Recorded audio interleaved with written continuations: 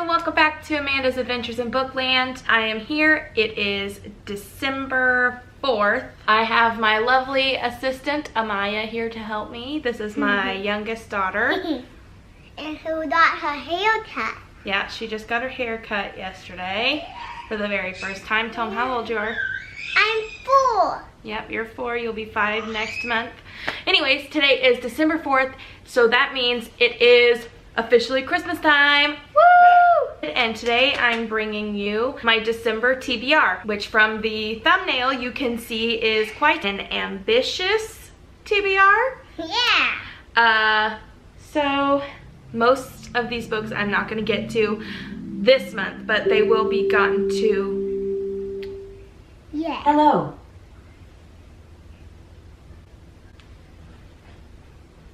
My Alexa's creepy. They will be gotten to in the next month or so. Yeah. You know, by the end of January, hopefully. Or some of them I might not like and I might DNF. So Yeah. 2 of them I'm currently reading, which I was reading from November. So we will just jump right into the books. The first book, which is something I've been currently reading, and I've been trying to read it since October, but it just keeps getting pushed to the back of my TBR, but that is Stalking Jack the Ripper by Carrie Maniscalco. This is a historical fiction. It's about a girl named Audrey Rose back in the Victorian era. She is interested in sciences and she assists her uncle in autopsies and trying to learn about the human anatomy, which for a girl back in those times was not allowed. She gets drawn into the investigation of serial killer Jack the Ripper, and so far it's good. I just keep putting it to the back of the TBR for some reason. I've gotten 72 pages into it, so I'm hoping maybe I'll be able to finish it this month. The next book I'm currently reading, I'll put right here because I don't have a physical copy of it. I'm listening to it on audiobook, and that is A Discovery of Witches, which I've also been reading since October, so I'm hoping to finish that, but it's taken me slightly longer since I only listen to it at certain times. So A Discovery of Witches is the first book in the All Souls trilogy, and it follows a young scholar named Diana Bishop who is also a witch. She unknowingly calls up a bewitched alchemical manuscript during her research. She basically doesn't want anything to do with magic. She doesn't want to have a part in that. She wants to live a normal life. After she calls up this manuscript, she gets bombarded by witches and demons and vampires. They all want to get their hands on this manuscript that she has called up, and she partners up with an unlikely friend. So if that sounds like your type of book, you should check it out. I am about 50 to 60% done with the book. I'll let you know if I get that finished. Hopefully I will. The next few are ones that I have to read because my sister and my cousin and I started up 2 book clubs. My sister and I have one that is strictly for fiction, which that could be adult fiction, young adult fiction. We more center towards young adult fiction, and so we're doing book club with that. We have 2 books that we're reading for that. The first one is Frozen by Melissa De La Cruz. I'll read you the synopsis because I don't know much about this book. This was my sister's pick, and it actually sounded pretty good to me when I read the synopsis the first time. I don't have my copy yet, so I grabbed one from my library until my copy gets here. Welcome to New Vegas, a city once covered in bling, now blanketed in ice. Like much of the destroyed planet, the place knows only one temperature: freezing. But some things never change. The diamond in the ice desert is still a 24-hour hedonistic playground, and nothing keeps the crowds away from the casino floors. Never mind the rumors about sinister sorcery lurking in the shadows.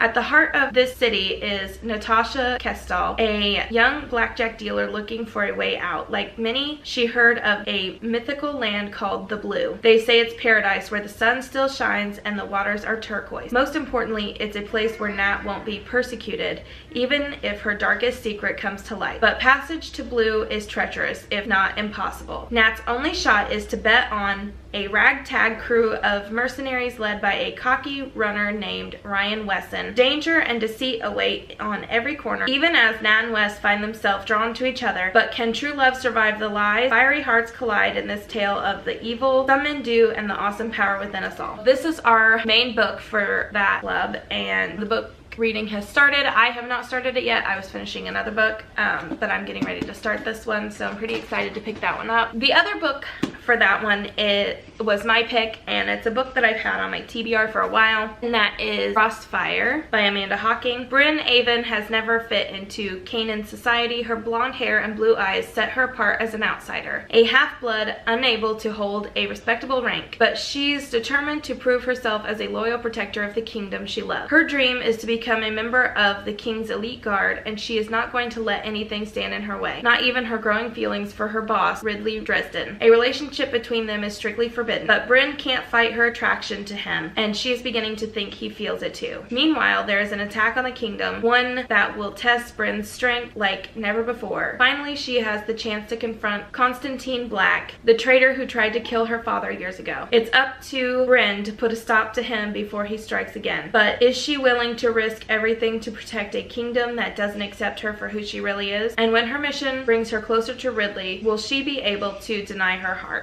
And I picked this one because it looks wintry, and our theme for December was Christmas or winter reads. And the other book club that we run with my cousin is more centered toward moms. We're all moms. I am a mom of 4. I have 3 biological children and 1 soon-to-be stepson. Sometimes moms just gotta, you know, get together and hang out and read a book. We have 2 books for that. There were 3 choices. I'm probably gonna try to read all 3 of them because some people are reading certain books and I want to be able to, you know, participate in all the conversations. So the main book that was chosen was Amanda's pick, which is my cousin. We're both named Amanda. She goes by Mandy. This was her pick, and she picked The Christmas Angel Project, and this is the book that won the vote. So this is our main book for the month of December, which the theme for that was also Christmas reads or wintry reads. So this is about 5 women from different walks of life have become close friends through their book club. So when the club's leader dies unexpectedly, her 4 friends are stunned. They're sure the group can't continue without Abby, whom they relied on for inspiration and motivation. Gathering one last time to open a bag from Abby's husband, they find that she has crafted each one a special angel ornament for Christmas, accompanied by a sweet personal note. Inspired by their beloved friend, they decide to become Christmas angels to others in need.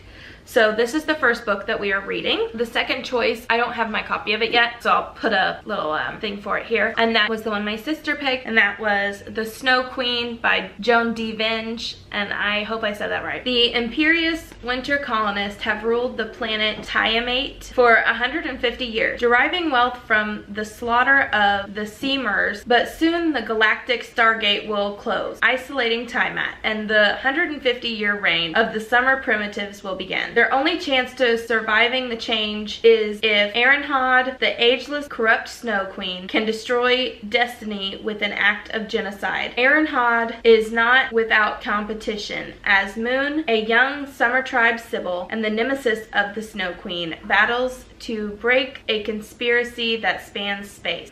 And then my choice was this one, Colors of Christmas by Olivia Newport. So those are the ones that I mostly need to read. And then I am doing a readathon that's hosted by Book Roast. The readathon is called Magical Readathon Christmas at Hogwarts. So there are different prompts that you have to read for it. Okay, so the first one is finish your coursework, which is finish your current read. I'm not sure which one I'll be reading at that point. Okay, so I have the printout right here. Did Help Hagrid with Decorate the Trees, which is read a book with gold detail. And that one I'm going to use this book because it has this gold here. And then you go down, and then everybody does Visit 3 Brimsticks for a Mulled Pixie Wine, and that is a quick read. That's something you can read quickly. That should only take, you know, a few hours or a day or something. And I am gonna go with a graphic novel because those are easy to read and they don't take up too much time. The one I went with is The Adventure Zone, and I'm not sure what this is about. It's like Dungeons and Dragons, I think. I'm kind of excited to read this. It looks like a fun read, so I'll let you know how that goes. You can either go one of 3 ways, and I'm going to go to attend the Yule Ball, and I guess how she described this was Hermione prepared so hard for the Yule Ball. The prompt is a book you've prepared for, so something that's been on your TBR for a while. I have two choices on this one because I'm not sure which one I will read or which one I'll have time to read. The first choice of this one is Cinder by Marissa Meyer. I've been wanting to read this forever, and it's just a futuristic Cinderella retelling. The other one, if I don't have time to read that one, is The Language of Thorns by Leigh Bardugo. I've been wanting to read this one for quite some time now. I'm not sure if all copies have this, but the copy that I grabbed from the library has like really pretty illustrations on the inside. Travel to a world of dark bargains, struck by moonlight, of haunted towns and hungry woods, of talking beasts and gingerbread golems, where a young mermaid's voice can summon deadly storms, and where a river might do a love-struck boy's bidding, but only for a terrible price. Inspired by myth, folklore, and fairy tale. The next way I went was Bring a Festive Treat to Hedwig at the Owlery, and that is a book with an animal on the cover or in the title. So for that one I have two choices as well, whichever one I decide to go with. Okay, so the first book on here is The Raven Boys by Maggie Stiefvater. It obviously has a raven on the front and in the title, so fits both of those things. I'm not particularly sure what this is about. I've heard a lot about it on BookTube, so I'm hoping that it will be a good book if I go with this one. The second one is Victoria Schwab's City of Ghosts. I've been looking forward to reading this one since I heard about it on BookTube, and it has a cat here on the front, so that has an animal on the cover. When I finish that one, it is Attend the Christmas Feast, which is watch a Harry Potter movie, which we always do at Christmas times. I have a few more books on my TBR. I probably won't get to them, mostly because I won't have time. They've been on my TBR. I got them from the library. I don't know about you, but when I go into the library and I'm looking through stuff, I can't just get one thing. I have to like get a bunch of things, and then I have a bunch of things I'm supposed to be reading. One of them is this one, Ree's Kingdom Falling. I'm getting piratey vibes from this book. I'm hoping to get to it. It was on my TBR for November. Didn't get to it. This one is on my TBR as well. Another one I picked up from the library. This is another historical fiction. It sounded really good. I picked it up. I don't know if I'll get to it. Hopefully I will. It's quite a hefty book, so I've been wanting to read this really bad. This is a Wizard of Oz retelling. I am dying to read it. Wizard of Oz was one of my favorite movies growing up. Hopefully I can get to that, but I probably won't get to it this month. I found this book when I went into the library, and I love fairy tale, so I'm pretty excited about this one. I might not finish it in December, but I'm definitely gonna start reading it. It is inspired by classic fairy tales with a dark, sinister twist. Grimm contains short stories from some of the best voices in young adult literature today. The inside of it's pretty cool. It looks like this. I'm excited to read it. I picked up this one. It was a recommendation on Goodreads, and then I saw it on BookTube, and then my sister told me I needed to get it, so I got it. This has been on my TBR forever. Everybody always talks about it on BookTube, and I really want to get into the Sarah J. Maas world. I haven't read any of these books, none of the Court of Thorns and Roses, none of the Throne of Glass series, and I really would like to dive into her world. From what I understand, this is a Beauty and the Beast retelling, and those are one of my favorite books to read, are retellings of fairy tales. Another book that I saw at the library when I was getting stuff was Frog Kisser by Garth Nix, and I think this is a retelling of The Princess and the Frog, and it just sounded pretty good, so I picked it up. I picked up this one, The Wicked Deep by Shay Earnshaw. I've heard so much about this on BookTube. I had to pick it up to read it. Sounds good. It sounds kind of like Hocus Pocus type vibe, so I really wanted to read this. And that's all the books on my TBR for December. I probably won't even read half of them, but they're there. So I'll come back with more and let you know if I read them and what I thought of them in my wrap up for December. Thanks for watching, guys. Bye.